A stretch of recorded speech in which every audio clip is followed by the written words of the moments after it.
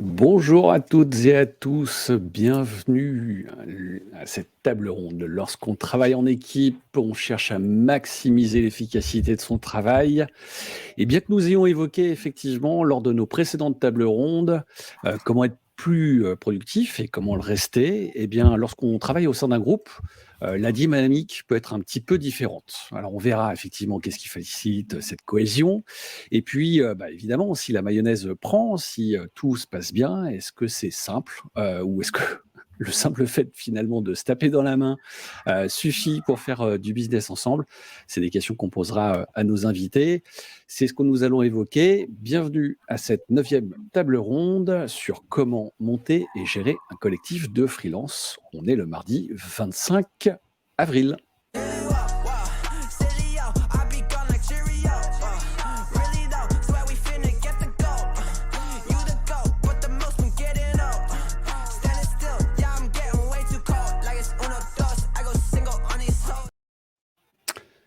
Hello tout le monde.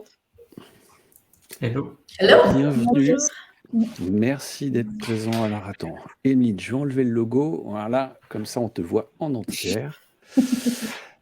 Merci. Je voulais faire un petit tour de table. On a des experts en la matière, on va avoir des super retours d'expérience durant cette heure. Je vais commencer, Emeline, Guillaume, Élise, Jocelyne, on va faire comme ça. Est-ce que vous pouvez vous présenter brièvement et juste donner quelle est votre activité aussi, et puis le fil rouge un petit peu avec le no-code? Est-ce que vous en avez déjà touché un petit peu? Emeline? C'est moi qui commence. Donc, Émile Bocherel, l'avocate. No code, oui, j'ai touché. Je le touche. J'essaie effectivement d'utiliser le plus de no code possible pour le cabinet dans la limite effectivement de ce qu'on peut faire en tant qu'avocat. Dieu sait que ce n'est pas si simple avec les questions de secret professionnel et tout ça. Et puis des outils qui sont pas forcément très ouverts, enfin, avec des API non ouvertes, donc on s'amuse un peu. Et sinon, comme j'avais pu en discuter lors d'une première intervention, on avait fait réfléchir lors d'un hackathon à créer un propre outil no-code pour les avocats. Bon, le manque de temps fait que ce projet-là a été un petit peu mis de côté, mais effectivement, il y avait la vraie réflexion de créer une plateforme spécifique pour les avocats, une plateforme no-code spécifique pour les avocats. Donc, je connais un peu. Ouais, et puis tu étais intervenu effectivement à une précédente table ronde sur comment cadrer juridiquement ces projets no-code. Je vous invite à la revoir, c'était la 4e, je crois, il me semble. Guillaume, salut. Alors moi je suis Guillaume, je suis freelance no-code ops depuis 3 ans et depuis 1 an j'ai cofondé le collectif NeoDelta de freelance. Élise. Moi c'est Élise, on peut dire que voilà, je suis aussi freelance no-code ops, j'aime bien cette définition. Et je suis membre du collectif La Chaise à Bascule, donc on accompagne les organisations engagées dans leur transition numérique avec les outils no-code. Voilà, et on l'a construit en septembre de l'année dernière. Effectivement, expérience toute récente, ça va être intéressant d'en parler. Et Jocelyne? Eh ben, vous avez déjà un super podcast d'Élise sur le super podcast des portraits du no-code. C'est vrai. C'était très chouette ton interview, Élise. Jocelyne Turpin, moi j'accompagne les TPE-PME sur la transition digitale. Je suis une makeuse no-code et je travaille avec d'autres partenaires, par exemple Baudouin, sur des prestats clients. Voilà, et côté No Code France, eh bien, voilà, je fais partie des activistes de No Code France, on va dire, en co-animant le podcast et en ayant une émission qui s'appelle Ma boîte se met au No Code sur la chaîne Twitch sur laquelle nous sommes et un autre créneau horaire. Super. Un autre créneau horaire, c'est quelle heure? C'est 8h, 9h le mardi? C'est 8h le premier mercredi du mois, quand je me plante pas, parce que des fois c'est le deuxième mercredi du mois. D'accord, le mercredi. Ça marche. Alors justement, j'avais une question, Jocelyne, pour toi et pour démarrer effectivement cet échange-là. C'était justement quand on parle de groupe, d'équipe, je voulais savoir qu'est-ce qui facilitait un petit peu cette cohésion? Comment on y vient finalement à cette partie-là? C'est un vrai gros sujet en fait. Moi, j'ai travaillé sur les sujets de prévention de risques psychosociaux. Alors, ça fait pas très drôle, de qualité de vie au travail. Et du coup, il y a toute une approche du travail en groupe. Alors, on fait pas la même chose quand c'est un groupe où on veut faire du business ou quand c'est un groupe où on a un intérêt commun pour une même thématique, typiquement la communauté No Code France. Mais tout de même, dans le groupe, il y a des éléments, je dirais, de la sociologie d'un groupe qui font que voilà, ça va être super intéressant d'entendre vos témoignages, Élise et Guillaume, et puis le cadrage que veut proposer Emeline, parce qu'il y a toute cette patte humaine à accompagner et une communauté, c'est du vivant qui évolue, sur lequel il faut anticiper certaines choses, mais on n'anticipe pas tout. Et de fait, on ne peut pas, pour certaines choses, de l'ordre de la relation humaine, parce qu'il y a des choses qui ont besoin de mûrir et de maturer, en fait.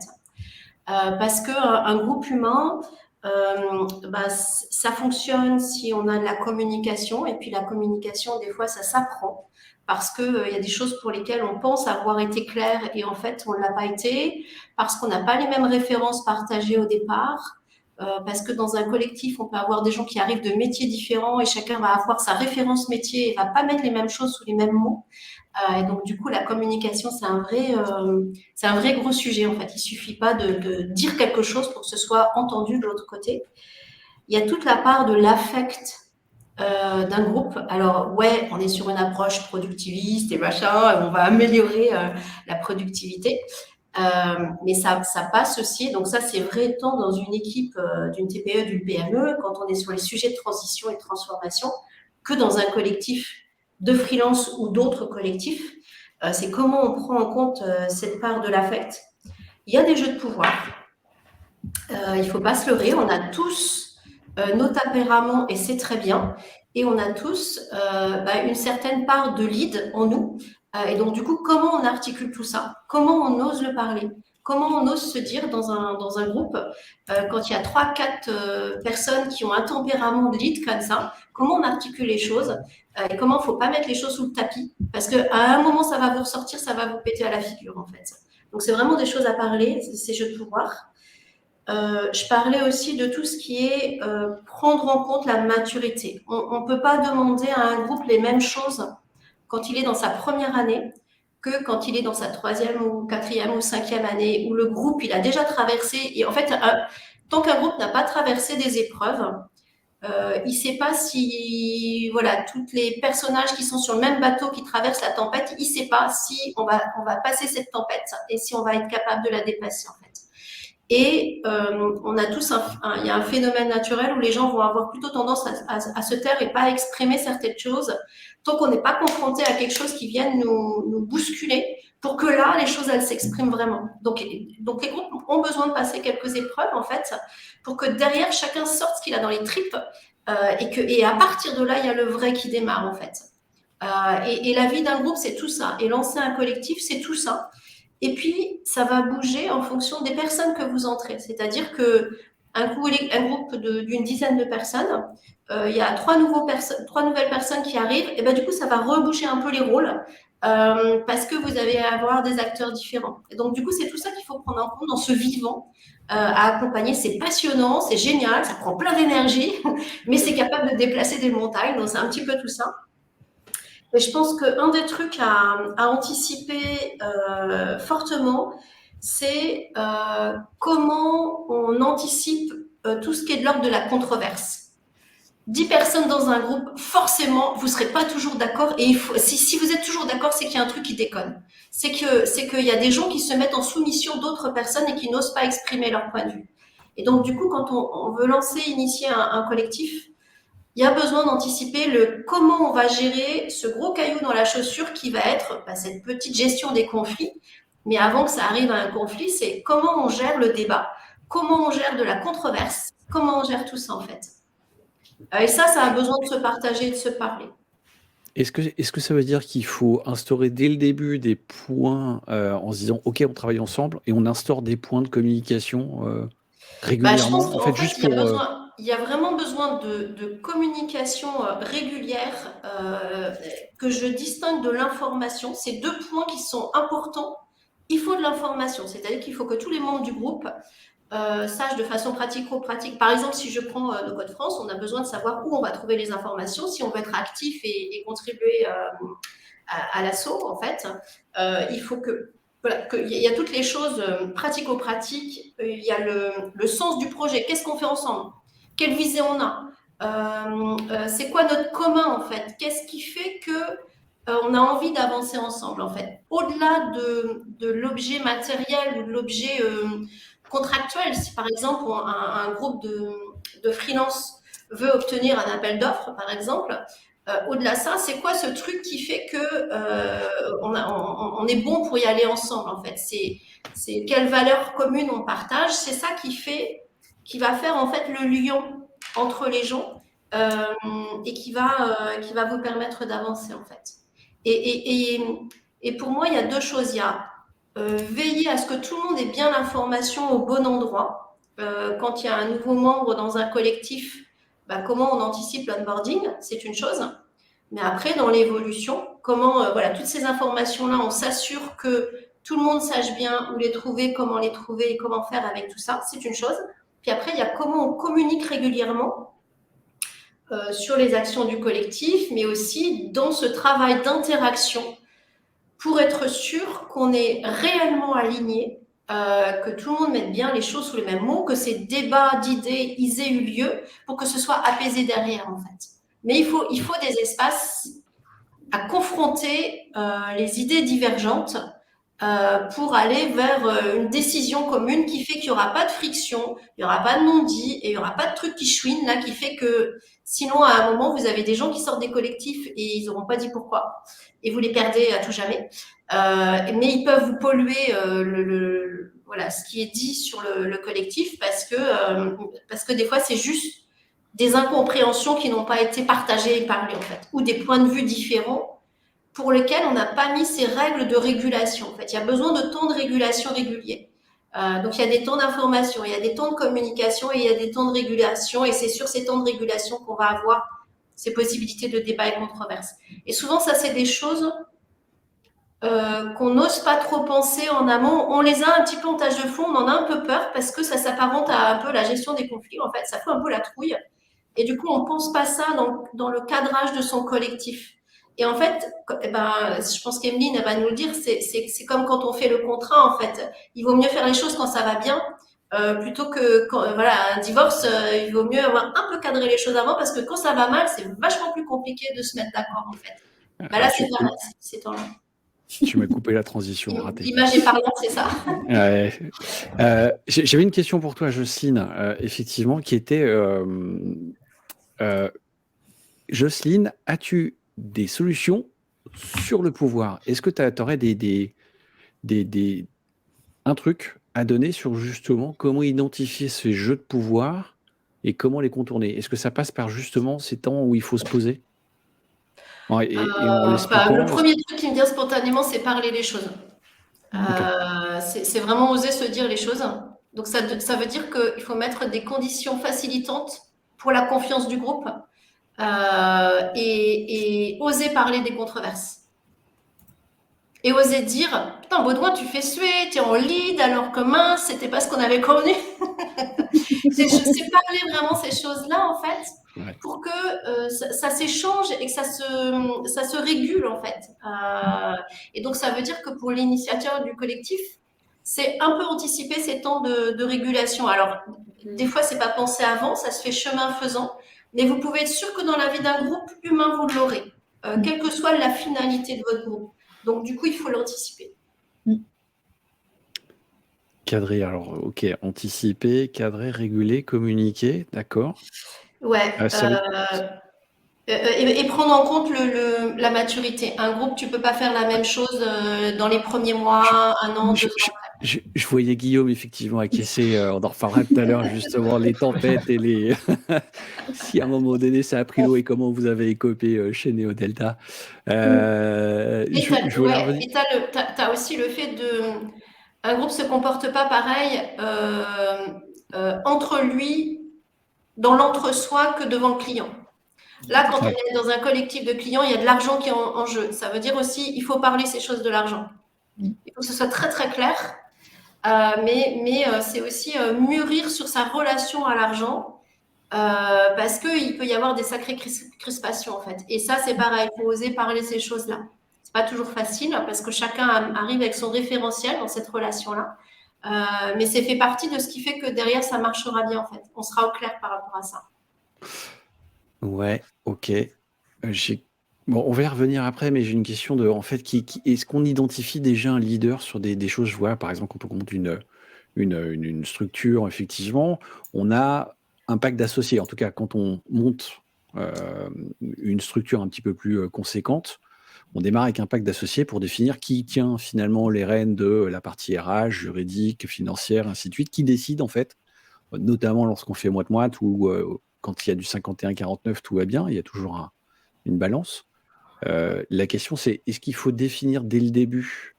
Mais je pense qu'on pourra revenir avec Guillaume, effectivement, je crois qu'on a qui initie finalement, est-ce que c'est la personne qui initie de créer le collectif qui est leader tout naturel? Ou est-ce qu'à un moment donné, il faut poser les choses et il faut distribuer finalement les cartes? Moi, je dirais que ça dépend de la qualité humaine que tu vas avoir dans ton collectif sur du temps long. Okay. En fait, il y a des actions qu'on ne va pas mener de la même façon si la visée du collectif, elle est sur un temps court ou sur un temps moyen ou sur un temps long. Si tu veux un niveau qualitatif de la relation sur le temps long, peut-être qu'au départ, tu es l'initiateur et tu vas prendre le lead parce qu'il faut que ça avance. Mais vraiment, à un moment, il faut que ça se parle. Il faut accepter de lâcher des choses et que les choses, elles se parlent pour voir comment chacun se sent à l'aise ou pas dans le rôle qui lui a été attribué au départ et être en acceptation que les choses, elles vont mûrir. C'est de ça que je parle quand je dis un groupe, ça mature et ça mûrit. Et c'est impossible. Tu peux pas passer. On est des humains. Tu peux pas être à un niveau de maturité de 3-4 ans quand tu démarres, en fait. C'est pas possible. Vous avez besoin il y a besoin d'expérimenter du faire et du vivre ensemble, du faire entre nous et du faire face aux clients. Et la dimension, la spécificité dans un collectif de freelance par rapport à d'autres collectifs, c'est l'argent. Donc, c'est la relation à l'argent et c'est la relation au client. Et du coup, ça, il faut y prendre garde, en fait, parce que voilà, chacun a besoin de gagner son beefsteak. Et du coup, ça peut générer des postures de lead inconscient ou pas conscient qui fait que ça crée des inconforts et des gênes chez l'autre. Et si ça se parle pas, tout ça, ça va pas tenir longtemps, votre collectif. Ouais, ce qui est Mais la je suis même sûre chose. que Guillaume et Élise, ils vont nous illustrer ça, et puis que Émilie, elle va avoir plein d'anecdotes dessus, en fait. Et c'est vrai que je voudrais rebondir en fait à chaque fois sur Guillaume. Et Guillaume, est-ce que vous avez écopé? Et Élise, où est-ce que vous en êtes sur la maturité? Est-ce que vous êtes tous à la même question? Je vais quand même rebondir sur la partie d'Emeline, puisque en fait, effectivement, en relation à l'argent, en relation avec le client, j'ai introduit en disant que on peut se taper très bien dans la main et dire super, on monte un collectif et puis on y va et on fait un. Mais en fait, non, il faut quand même structurer un petit peu, Emeline. C'est ça. J'ai une superbe. En fait, c'est entre oui et non. Ça veut dire que si vous voulez déjà tester sur un premier projet, on va en parler juste après, mais juste pour rebondir à ta transition, moi j'aurais tendance à dire forcément avocate, non, il faut un contrat où il faut que ce soit bien cadré, il faut que ce soit hyper nickel et tout, pour éviter justement les dérives dont parle Jocelyne. Mais bien sûr, sur un premier projet, on peut juste se toper dans la main, pourquoi pas. Mais attention, il faut accepter de prendre ces risques-là. Et c'est amusant parce qu'effectivement, les points d'attention qui ont été évoqués effectivement par Jocelyne sont les points d'attention qu'on évoque aussi nous en tant qu'avocats quand on a effectivement des personnes qui viennent nous voir en amont. C'est bon signe qu'on soit cohérente, Emeline. C'est ça. Et c'est vraiment ça, c'est justement, avant de leur dire, bon, quand ils viennent nous voir, oui, c'est quoi la structure adaptée? Non, stop, avant de se poser la question, c'est quoi la structure qui s'adapte? C'est comment est-ce que vous voulez travailler et comment est-ce que vous allez justement gérer cet aspect humain entre vous. Et donc, avant de répondre à ta question sur la structuration, Baudouin, je vais faire un petit écho avec ce que vient de dire justement Jocelyne sur, voilà, avant de se regrouper, il y a 2-3 petites choses sur lesquelles il faut se mettre d'accord. Là, on a parlé effectivement on commençait à parler un peu de l'humain en pur. Donc là, je ne vais pas revenir sur ce qu'a dit Jocelyne. Je vais juste rajouter des petites choses, on va dire peut-être un petit peu plus contractuelles, ou en tout cas plus business. Il y a aussi la question de la cible, de votre prestation, des tarifs que vous voulez proposer entre vous, auprès des clients. C'est vraiment des questions qui peuvent se poser rapidement sur on veut lancer un collectif, ok, mais est-ce qu'on fait un collectif général, on se met ensemble parce qu'on s'entend bien, on a envie de se lancer sur quelque chose? Est-ce qu'on veut au final peut-être attaquer une cible de clientèle hyper précise? Et dans ce cas-là, comment est-ce qu'on gère aussi tout le reste? On parle de la question de l'argent, parce que c'est vraiment une question qui revient souvent quand même dans le freelancing, il faut quand même se le dire.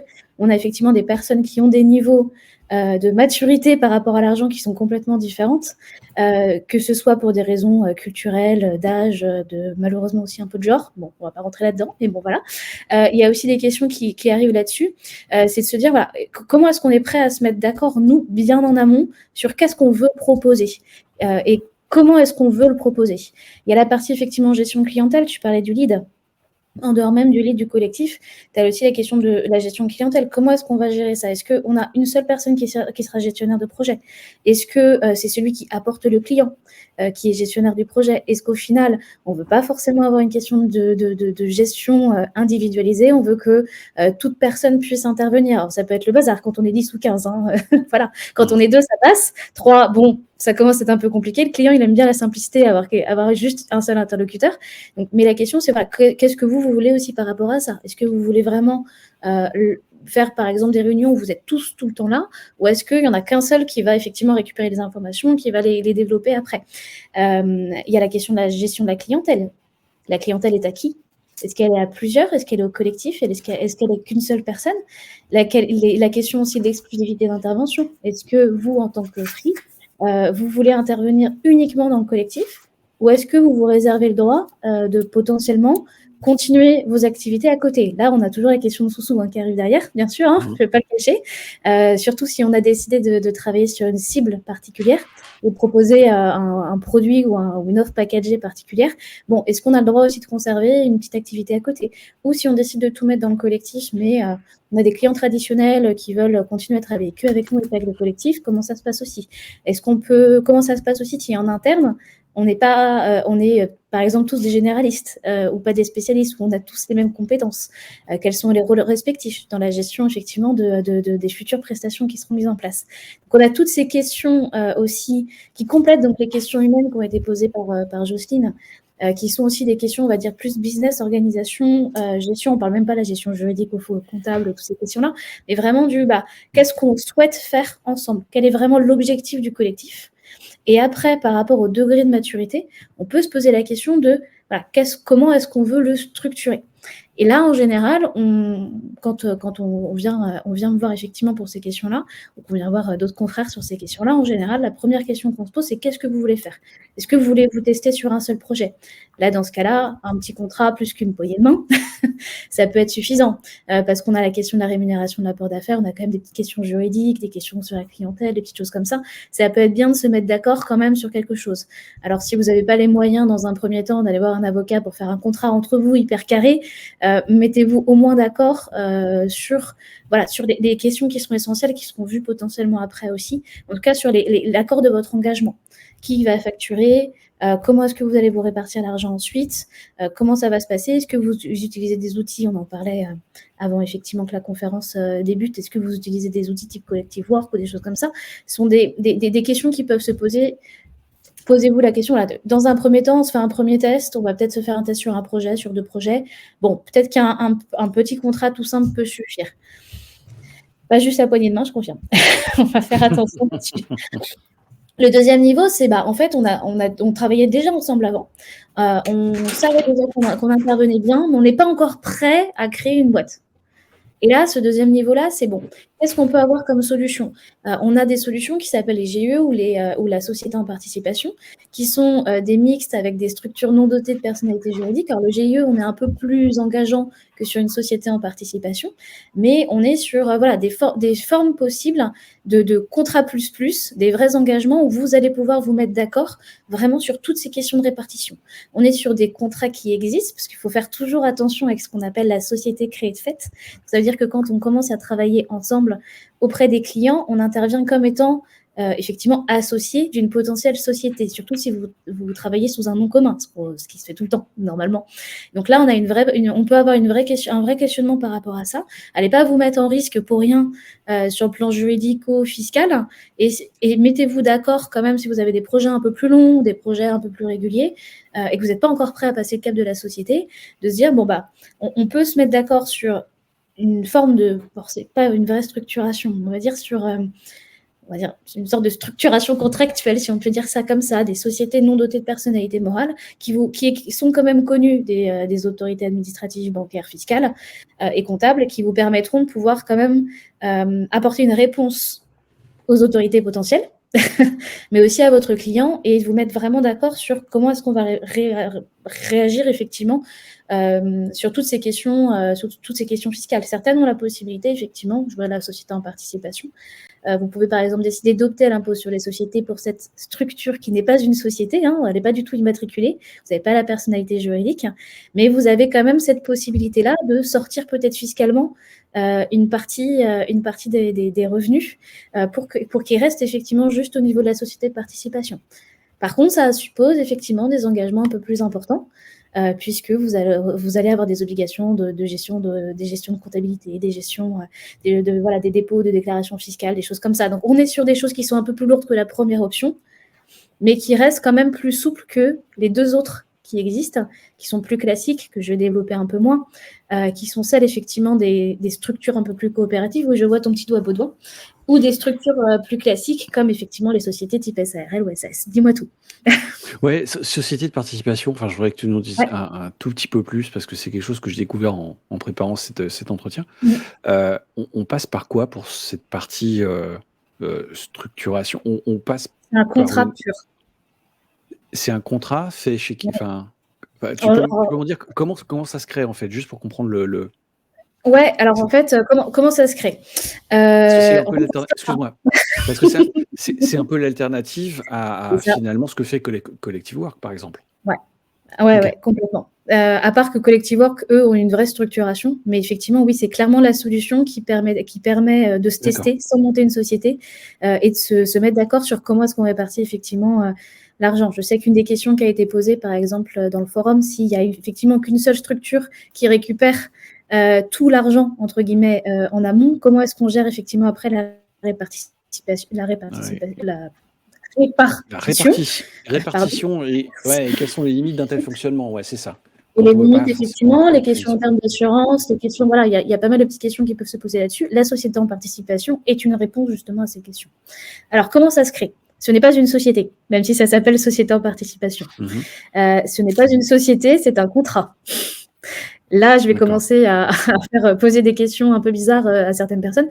En fait, techniquement, alors la société en participation, ça existe depuis très très longtemps. C'est une des plus vieilles formes entre guillemets d'association qui existent. On était à l'époque notamment des premiers colons où ils se mettaient d'accord sur qui finance un bateau pour partir, qui vend quoi ou qui ramène quel type de produit. Donc, on était sur ces premières questions de mise en commun, grosso modo, de biens, de moyens humains et financiers pour pouvoir effectivement exploiter un projet qui était effectivement une grande traversée avec une livraison et une importation ensuite de produits. Donc, en fait, à la base, qu'est-ce que c'est? C'est un contrat dans lequel vous allez vous mettre d'accord sur un paquet de clauses différentes. C'est un contrat 100% sur mesure. Il n'y a pas de modèle qui existe. Hein. Essayez d'aller fouiller sur Internet, vous ne trouverez pas. Désolée. Je vous le dis, ce n'est pas possible. Donc, l'inconvénient, c'est que oui, il faut passer par un avocat. Donc, ça va vous coûter un peu plus cher, effectivement. Ça, je vous confirme, je ne dirais pas l'inverse. Mais effectivement, en fait, grosso modo, en anglais, on appelle ça une joint venture. Vous avez deux types de joint venture, avec personnalité morale ou sans personnalité morale. La société en participation, c'est une JV sans personnalité morale.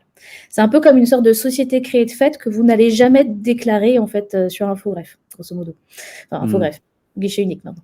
Mais bon, c'est un mix entre un pacte d'associés, enfin ça ressemblerait à une sorte de pacte d'associés en fait, hein, tout simplement. Un mix entre des statuts ou un pacte d'associés dans lequel vous allez avoir la possibilité de pouvoir décider comment est-ce que vous allez vous répartir effectivement les fonds. Vous avez deux options, enfin les fonds, les clients, la gestion des assurances, la gestion fiscale et tout ça. Vous avez deux possibilités, soit vous faites une société en participation occulte, ou une société en participation apparente. Occulte, ça veut dire qu'elle n'est connue de personne sauf de l'administration fiscale, grosso modo. En fait, vos clients ne savent pas qu'il y a une société en participation derrière. Alors attention, c'est un contrat, pas une société, pas de personnalité juridique. Mais vous pouvez vous décider effectivement qui c'est qui va gérer. En fait, comptablement, ça se gère en fait comme une petite ligne, on va dire des comptes supplémentaires en interne. Ça permet de sortir des comptes des différentes structures ces fonds-là qui sont reçus par exemple par une seule des structures avant leur répartition. Ça permet d'avoir potentiellement des options fiscales particulières, donc décider que la société en participation est la seule à devoir payer des impôts sur les revenus qui sont générés par la société en participation. Ça vous permet de pouvoir aussi potentiellement avoir des comptes bancaires spécifiques ou d'utiliser des comptes bancaires de vos structures existantes. Ça vous permet vraiment de pouvoir réguler tout. Mais ça se décide. Enfin, j'avais une question en fait, c'est qui signe de Roder 6, qui signe le client dans ce cas-là en fait, on le décide. Alors c'est pas la société en participation puisqu'elle n'a pas la personnalité juridique. C'est la personne. Donc c'est soit une personne, soit vous désignez une seule personne qui va signer le contrat, soit vous décidez que plusieurs personnes vont signer le contrat. Et s'il n'y a qu'une seule personne qui signe le contrat, elle peut effectivement le signer au nom de la société en participation. Mais attention, on est sur une structure particulière. Pareil, responsabilité vis-à-vis du client. Je vois effectivement des questions qui vont là-dessus. C'est à vous de décider comment se répartit la responsabilité. Attention, par principe, notamment si on est face à une structure occulte. Alors, ça dépend si c'est une structure occulte ou non occulte. Si c'est une structure occulte, techniquement, la seule personne qui est responsable vis-à-vis des clients est la seule personne qui intervient, dont le client a la connaissance. Donc, potentiellement qu'une seule société si on n'a qu'une seule personne qui signe. Si elle n'est pas occulte, vous êtes tous responsables. Après, responsable par rapport au client. Et après, il y a la question du comment est-ce que vous êtes responsable entre vous. Donc, vous pouvez très bien effectivement signer des contrats d'assurance spécifiques et prévoir effectivement les clauses spécifiquement entre vous pour savoir qui est responsable. Si par exemple, il y en a un de vous dans le collectif qui fait n'importe quoi sur le projet, prévoir qu'effectivement, s'il y a une personne qui est défaillante dans la gestion du projet, toute la responsabilité lui retombera à lui directement ou à elle directement. Ok. Ça, c'est à vous de décider. C'est ça qui est génial avec cette forme, entre guillemets, mais qui est dangereuse, enfin, ce qui est aussi dangereux avec cette forme-là, c'est qu'en fait, vous pouvez tout décider. Il vaut mieux que ça soit écrit, alors, du coup. Ah oui. Ouais, ok. Ok. Belle transition. C'était plus simple, vous, de votre côté, Guillaume et Élise. En passant par... Alors, on va pas... je fais pas de pub, mais c'est vrai que vous êtes tous les deux membres de Collective Work, qui est a priori une des plateformes qui, à mon avis, est bien... Enfin, à mon avis, pardon. Qui a l'air solide. Et encore, je fais aucune promo. Mais vous vous êtes posé toutes ces questions-là, Élise? Grande inspiration? Non. C'est ça?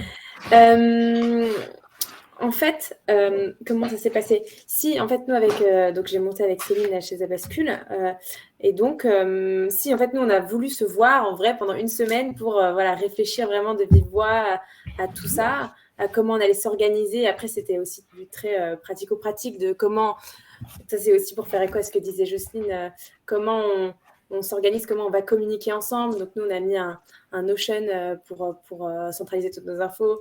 On a mis en place un Telegram pour se parler, on va dire, au quotidien. Et on a mis aussi en place au fur et à mesure des process. Et voilà, très rapidement aussi est venue la question, mais finalement, comment on facture, comment on devise le client. C'est vrai que du coup, du point de vue, on va dire, contractuel, on n'a pas tant creusé que ça parce c'est moins connu. On connaît moins ce genre de solution-là, mais on a regardé en tout cas qu'est-ce qui se fait de plus simple aujourd'hui. Et donc, en fait, les options qu'on a creusées, c'est soit rester auto-entrepreneur et se refacturer entre nous. On a très vite vu que ça allait revenir un peu cher. On a étudié le fait de se mettre en société un peu classique SARL ou URL. Non. SARL et SAS. Et donc, on s'est dit qu'on n'était pas prête pour le faire et que voilà, c'était un peu tôt, sachant qu'on n'a pas encore bossé ensemble. Et après, on est vite tombé sur Collective. Et, on va dire qu'ils sont assez bons aussi pour nous présenter par A plus B pourquoi c'est intéressant de passer par eux. Oui, mais ça facilite aussi. On va tester.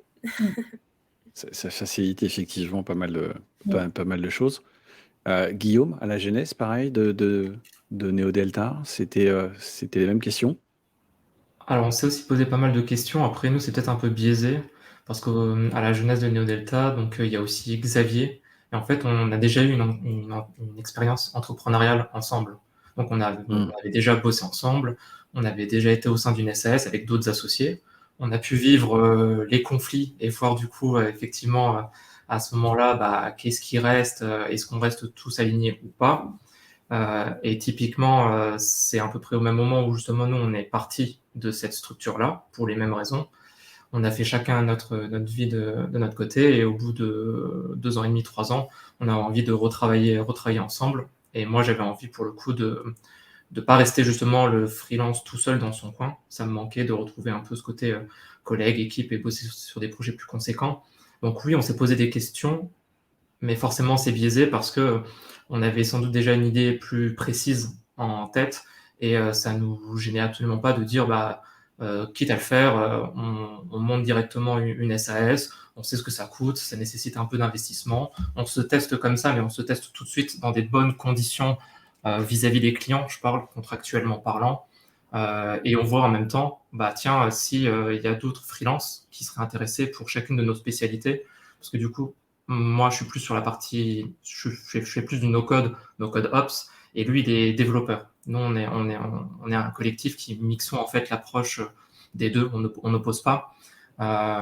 Et ça, c'est aussi hyper intéressant de voir que les gens qui ont rejoint le collectif, et c'est ce que disait tout à l'heure justement Jocelyne, c'est qu'on peut avoir des gens du coup avec des profils différents, c'est lié au métier, c'est lié au vécu, et c'est de toujours réussir un peu à jongler, on va dire, pour éviter qu'il y ait trop de conflits, ou en tout cas essayer d'avoir de la transparence et animer tout ça, mais sans être non plus que les personnes, enfin faire en sorte que le lead aussi soit partagé.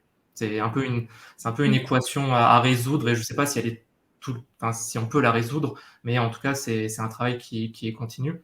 Et c'est vrai que, donc pour revenir à ce que tu disais Baudouin, nous les choses étaient globalement claires, en tout cas sur la forme. Après, il y avait ce côté, où on s'est posé pas mal de questions, c'est comment on fait pour créer une structure, attirer d'autres freelances, parce qu'on ne veut pas juste rester qu'à deux dans notre coin non plus. Et en même temps, comment on fait pour attirer des gens, mais peut-être éviter ce côté strict, égalité dès le départ, sans créer un noyau dur. Enfin, nous, en tout cas, on est parti sur le principe qu'on se donnait 1 an pour tester, pour essayer de créer un noyau dur, voir ce qui marche pas, et en fonction d'eux, refaire un peu le bilan avec les gens, voir ceux qui veulent suivre l'aventure, et à ce moment-là, pouvoir aussi encore un peu plus les impliquer, encore un peu plus partager la gestion, le pouvoir, même si le pouvoir, en fait, on essaie de le limiter au maximum. Tout à l'heure, on parlait de est-ce que c'est quelqu'un qui prend le lead sur un projet client? Est-ce que c'est toujours la même personne qui prend le lead, etc. Nous, on a fait le parti pris qu'il y a une personne à chaque fois qui prend le lead. Normalement, c'est quelqu'un qui participe au projet d'un point de vue vraiment actif, production. Mais c'est quelque chose du coup qui tourne en fonction de qui ramène le projet, de qui se sent aussi de vouloir prendre le lead parce qu'il sait qu'il va être un peu plus concerné par le projet que ses camarades. Les choses se diffusent un peu comme ça. En tout cas, on expérimente de cette manière. Et le fait surtout, nous, d'avoir créé une SAS, c'est tout de suite dit qu'on voulait justement que ce soit bien NeoDelta qui contractualise avec les clients, qui centralise toute la partie juridique, administrative, qui centralise le risque aussi, du coup. Et parce que derrière, même si je pense qu'on peut-être au moins contractuellement entre nous, entre freelance, on a sans doute des choses sur lesquelles on peut encore largement s'améliorer. Mais nous, je sais qu'on essaie de faire au maximum pour pas qu'il y ait de problème au niveau de l'argent. En fait, c'est au moment où on va se positionner sur une offre, on parle clairement qui veut faire quoi, à quel prix, combien les uns et les autres jugent que ça vaut. Et en fait, on crée une offre de cette manière-là. Comme ça, on a déjà vraiment cette répartition.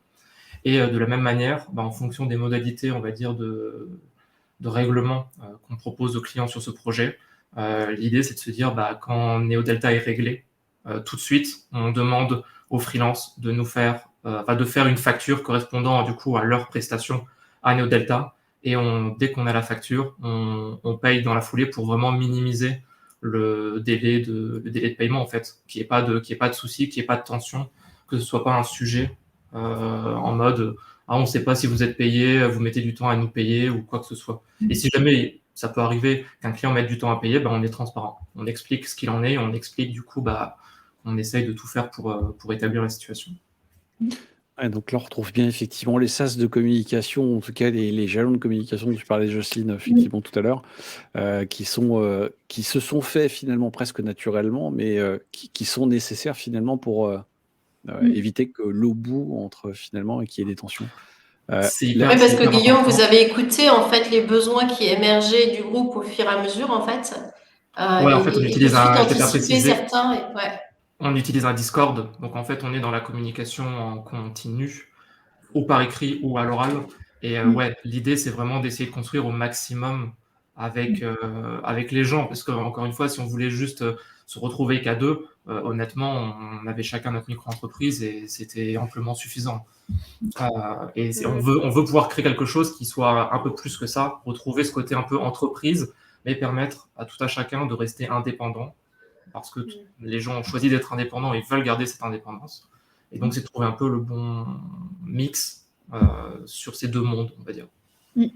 Mais pour rebondir avec le côté justement juridico par rapport à ça, on a tendance justement même à conseiller nous aussi avocats de vous dire vous vous lancez sur un premier, mettez des clauses en fait qui vont vous permettre de renégocier à 2 ans ou à 5 ans des choses que vous avez écrites, parce que dans les premières années tout va beaucoup bouger. Donc mettez-vous d'accord aujourd'hui sur un premier projet, surtout entre fondateurs, anticipez demain que ça va bouger et ouvrez la possibilité à vos futurs adhérents de pouvoir participer aussi à l'évolution du projet, parce qu'il n'est pas et ne doit pas rester effectivement fixe. C'est pas possible.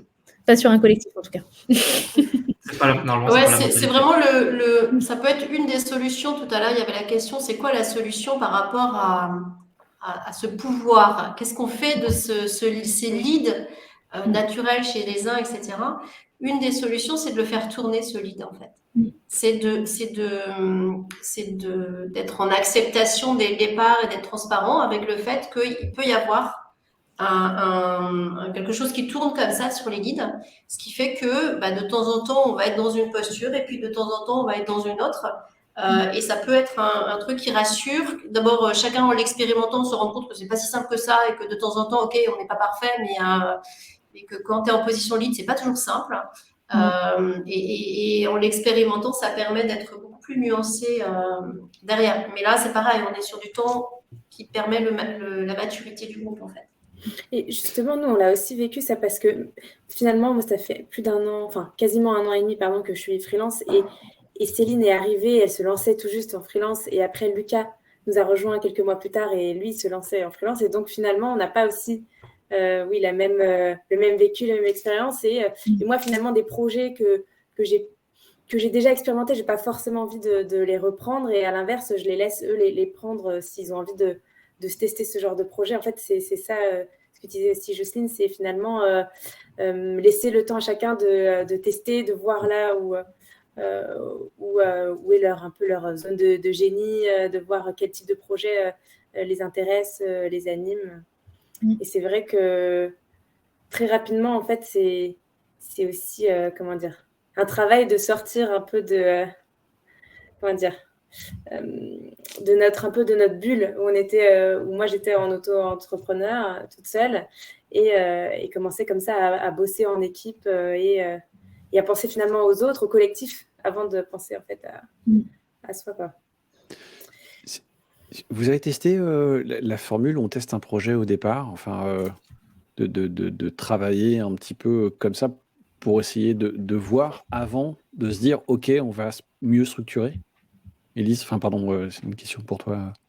Est-ce que tu peux reformuler, s'il te plaît? Je vais reformuler. La question est est-ce qu'avec Céline, vous êtes... Et puis, vient derrière la question, est-ce qu'il y a une taille on parle de noyau dur. Est-ce que c'est plus facile à 2? Est-ce que c'est plus facile à 3? Bon, après, on peut continuer. Hein. Et la question, est-ce que vous êtes testé avant, tapé dans la main et vous avez continué comme ça, ou est-ce que vous êtes tout de suite parti sur on structure d'abord? On a dit on teste à 2. On teste à 2 au départ. Et en fait, on s'est dit, voilà, au fur et à mesure des mois, si on a un profil, un freelance avec qui ça ça match. C'est vraiment, voilà, si on voit qu'on rencontre quelqu'un sur notre chemin qui partage nos valeurs, avec qui on s'entend bien et on voit que nous, on est assez mûrs aussi pour accueillir quelqu'un de plus, eh bien, on va l'intégrer. C'est ce qui s'est passé un peu avec Lucas qui nous a contactés. On a tout de suite adoré son profil et le fait qu'il soit un peu plus technique sur certains aspects, qu'il fasse du N8N, qui sache, par exemple, auto-héberger certaines solutions, etc. Ça nous a plu. Et donc, on s'est dit, pourquoi pas s'agrandir, sachant que ça faisait déjà quelques mois qu'on travaillait ensemble avec Céline et qu'on avait un peu structuré aussi. Donc, on s'est dit, on teste, on structure toutes les deux et on agrandira quand on aura le coup de cœur. C'est vraiment à l'intuition, en fait, qu'on évolue aussi au fil des mois. Guillaume, vous avez commencé à combien au départ? Pour le coup, on a commencé à 3. Donc plutôt deux profils dev et moi sur la partie no-code. Et en fait, ce qui s'est passé, c'est que on n'a pas du tout anticipé le fait qu'on allait avoir autant de demandes plus sur une partie dev. Donc il y a vraiment cette partie dev qui a très vite grossi, sur laquelle on a pu intégrer d'autres freelances. Les freelances n'étaient pas inconnus par rapport à Xavier, mon associé. Il les connaissait, il avait déjà travaillé avec eux, donc ça aussi, ça a facilité le fait de ne pas démarrer de zéro et donc de ne pas se poser des questions, de connaître un peu les gens, ça aide grandement. Tandis que sur la partie no-code, c'est plus par le biais justement de No Code France et de regarder un peu les gens qui étaient dessus, et notamment sans être forcément nous limités qu'à notre région. On est dans la région Grand Est. Dans l'idée, on ne se limite pas qu'à ça, mais le fait d'avoir commencé à discuter avec justement des freelances qui faisaient aussi du no-code ops dans la région Grand Est, on a commencé à discuter, à sympathiser, à s'échanger, à s'entraider. Et donc, naturellement, il y a eu ce côté de tiens, est-ce que le côté collectif, ça t'intéresse ou pas? Et donc d'intégrer ces gens-là, même si au final, ça a mis beaucoup plus de temps avant qu'on commence à bosser ensemble sur des projets en commun. Ne serait-ce que de par en fait la taille des projets. Si je compare No Code Ops et Dev, on n'est pas du tout sur les mêmes budgets, on n'est pas du tout sur la même temporalité. Donc il y a un peu ce côté-là. Plus il y a le fait aussi de se dire que sur la partie No Code Ops, tout le monde était déjà freelance depuis un certain temps, ce qui n'était pas forcément le cas du côté dev. Il y a aussi des tout jeunes freelance. Et donc, du coup, quand tu es jeune freelance, tu es content de pouvoir peut-être plus facilement choper tes premiers projets avec d'autres personnes et de ne pas être lâché tout seul sur le marché. Alors qu'à l'inverse, quand on est déjà sur le marché depuis 2-3 ans, et je dirais même moi le premier, je pense que même, intellectuellement, il faut faire une petite gymnastique pour bien essayer de se mettre dans ce mood collectif et plus individuel, ou en tout cas essayer un peu de tempérer et se dire, tiens, même si ce truc-là, c'est un projet, j'ai la capacité, j'ai du temps, je peux le faire tout seul, autant essayer de voir pour le partager, voir s'il y a des gens qui sont en fait plus pertinents parce que c'est sur un outil, une plateforme qu'une personne maîtrise encore plus. Essayer un peu de s'effacer pour justement ramener ce projet dans le collectif et essayer de faire vivre la partie collective. Parce que c'est justement ce que j'ai échangé avec plusieurs personnes, c'est que nous, en tout cas, les gens peuvent avoir une activité à côté, il n'y a aucun souci, surtout qu'en plus, on n'a qu'un an, on est qu'aux prémices de l'expérimentation. On sait qu'il faut aussi laisser du temps au temps. Donc, aucun souci sur ça. La seule contrepartie, c'est il faut que tout le monde puisse jouer correctement le jeu. Parce que si tout le monde veut participer au collectif, mais tout le monde veut justement tirer la couverture à soi, à un moment donné, dans l'équation, ça peut pas fonctionner. Donc, c'est de réussir à trouver cet équilibre-là. Et c'est là où ça met un peu plus de temps, on va dire, nous, d'entrer dans notre collectif, sur la partie no-code que sur la partie dev. Ouais, j'avais une question de Martial, j'en rebondis parce que je l'ai vu passer, qui dit effectivement, si une personne ne participe pas à un projet, est-ce qu'il faut faire un contrat particulier sur ce projet-là? En tout cas, je la traduirai en disant, est-ce qu'on prévoit des conditions de sortie finalement dans le collectif? La question est à ceux qui Ouais, veulent ouais. répondre. Est-ce que Je pense que c'était... tu as peut-être 2 niveaux. Tu as le premier niveau du est-ce qu'on travaille tous ensemble et on est obligé de toujours tout travailler ensemble? Et là, dans ce cas-là, non, il n'y a pas forcément besoin de prévoir un contrat spécifique, à mon sens, par rapport à ça, puisqu'il suffit de prévoir effectivement que dans le lot, quand il y aura un nouveau contrat, enfin en tout cas un nouveau projet client, qu'effectivement définir quelles sont les personnes qui interviendront et préciser qu'effectivement tout le monde n'interviendra pas, ce qui est normal, d'autant plus dans un collectif où il commence à y avoir beaucoup plus de monde. Après, la deuxième question sur effectivement les conditions de sortie, pour moi, il n'y a pas que les conditions de sortie anticipées, il y a aussi les conditions d'entrée qui sont hyper essentielles, qui peuvent se faire de plein de manières différentes, qui doivent bien sûr s'anticiper bien en amont. Donc, quand vous créez le collectif, qui doivent s'anticiper pendant, au fur et à mesure effectivement de l'agrandissement. Est-ce que, par exemple, on parlait de valeurs tout à l'heure avec Élise, est-ce que vous voulez, par exemple, leur faire adhérer à une charte? C'est des choses toutes bêtes, hein, mais une charte sur la gestion, par exemple, voilà, est-ce qu'on va essayer d'utiliser, par exemple, certains outils parce qu'ils sont plus clean sur le plan RGPD ou plus clean sur le plan, par exemple, d'hébergement, enfin, sur le plan écolo. Enfin, il y a pas mal de questions qui peuvent se poser par rapport à tout ça aussi. Est-ce que vous voulez les faire adhérer ou pas à une charte? Donc ça, on est sur la partie entrée qui est importante. Préciser, est-ce que, pareil, pour pas créer de frustration, est-ce que si une personne rentre, est-ce que vous avez l'obligation de la faire travailler sur un projet? Parce que ça peut aller dans les deux sens. Celui qui ne veut pas et celui qu'on empêche de, entre guillemets. Donc, se mettre aussi d'accord là-dessus. Et effectivement, après, il y a la partie sortie, se mettre d'accord sur à ce que la personne soit, dans le cas qu'évoquait Guillaume, la personne qui peut travailler à côté. Donc, faire attention à ce qu'il n'y ait pas de captation de clientèle non plus. Ça, c'est des choses sur lesquelles il faut faire attention, surtout sur des personnes qui rentrent de façon toute jeune dans le projet. Mais aussi sur la partie sortie, éviter qu'il y ait du démarchage, qu'on ne vienne pas effectivement dans votre collectif juste pour piquer du client, des infos, des données, de la formation ou potentiellement des noms d'autres freelances pour faire la même chose que vous à côté en concurrentiel. Il y a toutes ces questions-là qu'il faut effectivement, enfin, c'est non exhaustif, il y a une phénoménale de questions à se poser, mais en tout cas, ce sont des questions qu'il faut se poser quand vous intégrez une nouvelle personne. On parlait tout à l'heure du divorce. Quand on se marie, il faut anticiper le divorce. C'est exactement pareil avec un pacte d'associés. Quand on s'associe, il faut anticiper la sortie. C'est la même chose dans un collectif qui n'est pas structuré sous forme d'association. Comment est-ce qu'on gère aussi donc le mariage et le divorce? Oui, mais souvent ça, Evelyne, c'est vrai pour le divorce aussi. C'est une fois que tu y arrives que tu te dis « Ah mince, j'aurais dû y penser avant ». C'est toujours aussi ce niveau de maturité. Il y a le ça, non, mais ça n'arrive qu'aux autres. Nous, on n'est pas comme ça. Aussi, alors, stop, le nombre de fois j'ai entendu cette phrase où les personnes sont revenues 1 an, 2 ans, 3 ans après en disant notre projet a explosé, comment est-ce qu'on peut faire pour le sauver maintenant?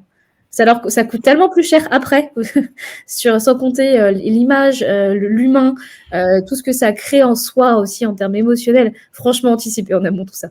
Et faites-le évoluer au fur et à mesure parce que ça va évoluer et discutez-en ensemble. Là, je suis complètement d'accord là-dessus. Ce sont des choses dont il faut être purement transparent, il faut parler ensemble de tout ça. C'est essentiel parce qu'il n'y a rien de plus que de devoir gérer un conflit quand il est là.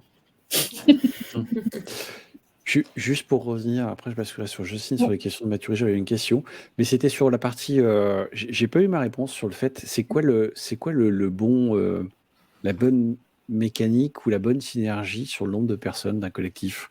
Ou est-ce qu'il y en a un? Est-ce qu'il y a un nombre d'or? Je pense que ça va dépendre des phases et des projets. Très bien. Ça va dépendre des gens, ça va dépendre de plusieurs facteurs. Ouais, et ça dépend. Ok, ça dépend. En tout cas, tu as des effets de seuil en fait. Tu vas pas entraîner les mêmes dynamiques suivant la taille de tes collectifs. Il va pas se passer la même chose. Si c'est un collectif qui doit produire, faire ensemble, faire du business ensemble, il va pas se passer les mêmes choses. Comment tu satisfais le besoin de business des uns des autres quand tu as un collectif conséquent avec une promesse de faire du business ensemble, qu'il y a beaucoup de monde, et ben, au niveau commercial, il faut y aller derrière pour que ça rentre et qu'il n'y ait pas un niveau déceptif. Donc, c'est tout ça qui est à arbitrer. À mon sens, il n'y a pas de bonne et de mauvaise réponse. C'est comment tu articules tout ça avec les besoins et les attentes du groupe, en fait. Et finalement, plus tu vas devoir définir un peu quel rôle a chacun, en fait. Exactement. Ouais. Et à mon sens, si tu veux parler de piliers, pour moi, il y a 2, 3, 5, 10. Et après, plus que 10, c'est autre chose. Si on peut réfléchir effectivement sur une question de piliers, entre guillemets. Donc, il n'y a pas de nombre parfait. Il n'y a pas de nombre d'or, mais par contre, il y a des réflexions différentes à avoir selon effectivement les différents niveaux de maturation. Moi, j'ai la lecture de collectif, en fait, que j'ai vu émerger 2017. Donc, j'étais dans un espace de coworking qui s'appelle Mutinerie, où on était nombreux à lancer nos boîtes en même temps, donc en format SASU, en fait. Et derrière, il y en a qui sont partis à partir de ça sur des collectifs qui aujourd'hui sont plusieurs centaines. Et le modèle, c'était une personne lance sa SASU et son projet, donc avec un projet inspirationnel, en fait, qui a vocation à embarquer du monde. Il y a une agrégation par des partenariats avec d'autres freelances. C'est devenu en fait le premier cercle, la première team, voire même certains ont été salariés après. Et derrière, il y a tout un collectif je pense qu'aujourd'hui, ceux à qui je pense, ils doivent être plus de 150, qui se sont agrégés derrière. Mais du coup, tu as des cercles différents. Et dans les prises de décision, il y a une gouvernance du collectif qui est pensée en fait, avec des décisions où il est clair pour tout le monde que c'est le premier cercle, c'est-à-dire les salariés et celui qui avait lancé le projet au départ. Il y a un deuxième cercle d'une vingtaine de personnes où tout ce qui est projet, ils vont gamberger les projets, le devenir de la boîte et du projet ensemble. Et puis derrière, il y a tous les acteurs qui vont à un moment prendre du collectif parce qu'ils vont pouvoir faire un business, mais sans forcément avoir envie de plus que ça, de s'investir dans le projet. Et c'est souvent, si tu veux aller sur la communauté massive, tu as souvent plusieurs cercles comme ça qui s'emboîtent. Et en fait, tu as des théories sur l'animation des communautés qui te disent que tu as souvent 5 à 10% de très actifs pour 90% passifs. Mais les uns et les autres sont nécessaires. C'est-à-dire que la locomotive des 10%, elle va bouger si elle sait que derrière elle, il y a le train des 90% derrière. Et les rôles s'interchangent. Donc, du coup, tout dépend de ton projet et de ce que tu veux faire avec, en fait. Mais il y a vraiment des très belles choses qui peuvent émerger sur un temps long, en fait. C'est ce qu'on voit dans les différentes associations. Enfin, c'est un peu aussi la même chose côté No Code France, quelque part. Il y a énormément de personnes et tout s'entraîne et on est motivé effectivement par le partage et le. Mais il y a eu tous les éléments que j'ai donnés au départ, ils sont là, la régulation, la communication, l'information. Voilà, ça s'est mis de façon organique un peu en place. Mais tous les ingrédients, je passe au filtre régulièrement la communauté.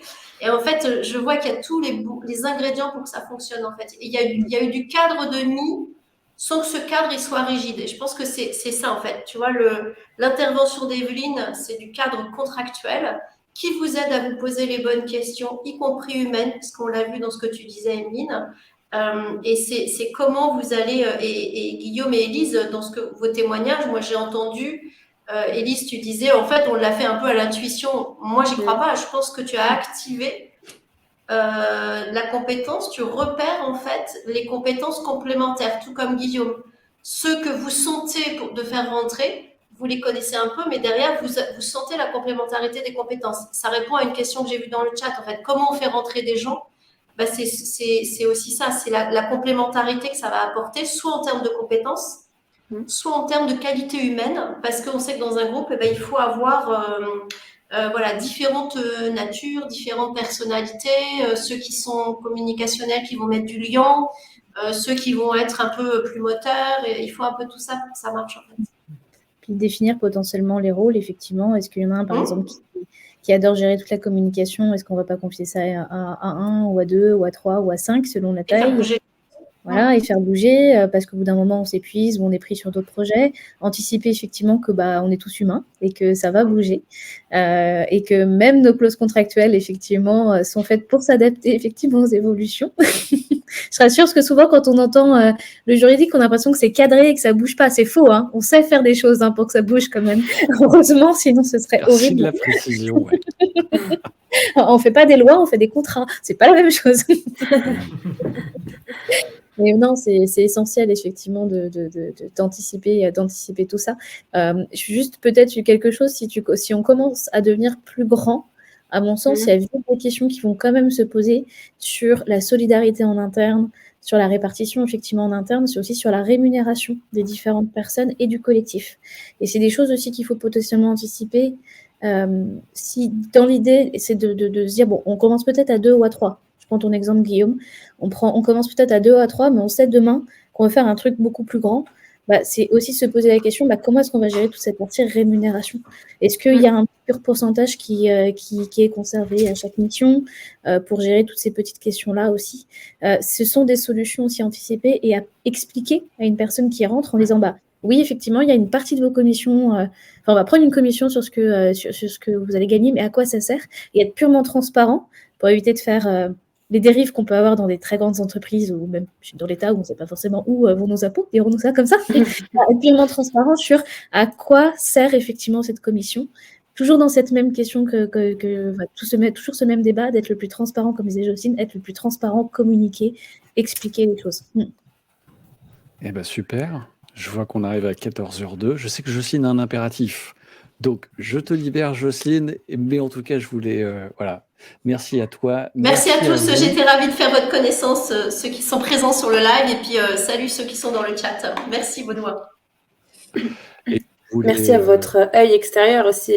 Et Jocelyne, j'ai pris plein de notes aussi sur ce que vous avez pu dire et j'ai appris plein de choses sur des aspects un peu plus contractuels et je retiens la société en participation. Je pense que ça peut être intéressant de creuser, même si c'est peut-être difficile d'en apprendre plus non, alors, sans faire appel à...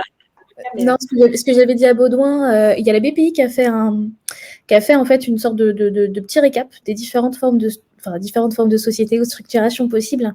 Je pensais lui transmettre justement le lien, ou comme ça permet d'avoir entre guillemets une base sur ce que j'ai pu dire tout à l'heure, sur les grandes lignes de qu'est-ce que c'est, avant d'aller effectivement plus loin pour voir si ça vous correspond ou pas. Mais il y a effectivement, la BPI a fait quelque chose d'assez explicatif qui est pas si mal que ça. On va dire ça comme ça. Sans avoir besoin d'aller voir un avocat tout de suite, en tout cas, pour comprendre comment ça marche.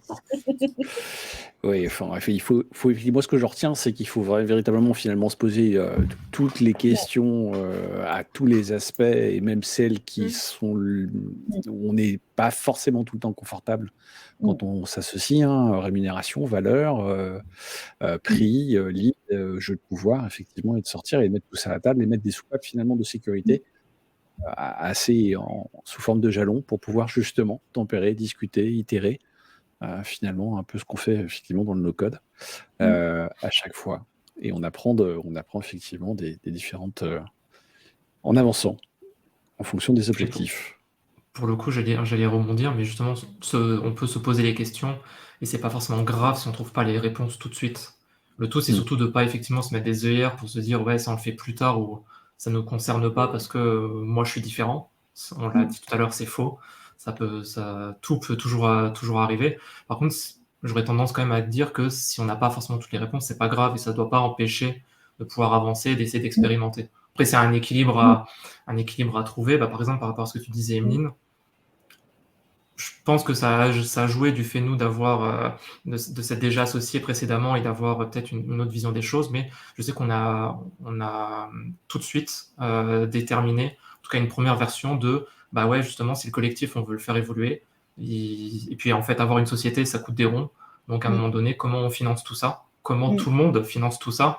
Et donc le principe d'avoir un système de cagnotte qui est un pourcentage qui est récupéré sur la mission, sur lequel ensuite on essaie de faire en sorte que ce soit transparent, d'expliquer que ça permet de payer toutes les faits de structure, tout ce qu'on décide de mutualiser.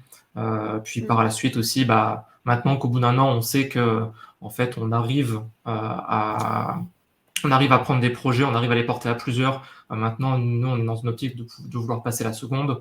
Pour ça va nécessiter du coup de faire des actions commerciales, marketing, enfin un certain nombre de choses, des choses qu'on va pas forcément faire en interne. On le disait tout à l'heure, ça peut être des gens qui le font en interne, mais ça peut être aussi personne n'a forcément trop envie ou trop les compétences pour le faire correctement. Donc ça peut être bien à ce niveau-là de se faire accompagner, comme quand on accompagne les gens sur nos propres thématiques. Et tout ça, ça va coûter de l'argent. Et c'est là où cette cagnotte doit permettre de pouvoir financer ce genre de choses.